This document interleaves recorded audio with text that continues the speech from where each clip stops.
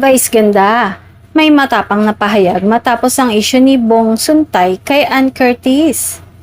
Hindi pinalampas ni Vice ganda ang naging controversial na pahayag ni Bong na may kaugnayan kay Ann. Agad itong naging usap-usapan online matapos ibahagi ng opisyal ang isang personal na kwento kung saan nadamay ang pangalan ng aktres bilang bahagi ng kanyang halimbawa.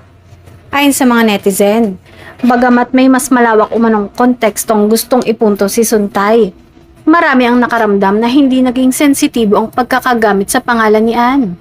Sa social media, umani ito ng samot-saring reaksyon at panawagan para sa mas maingat na pananalita ng mga nasa posisyon.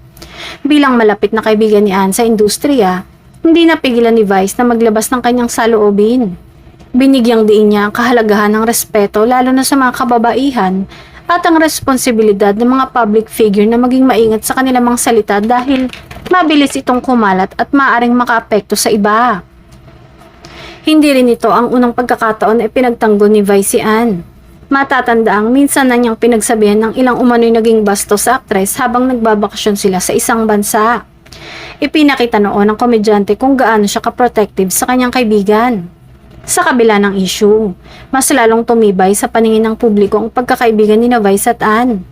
Para sa kanilang mga taga-suporta, malinaw na ang paninindigan ay hindi lamang tungkol sa issue, kundi sa pagtatanggol sa dignidad at respeto sa kapwa.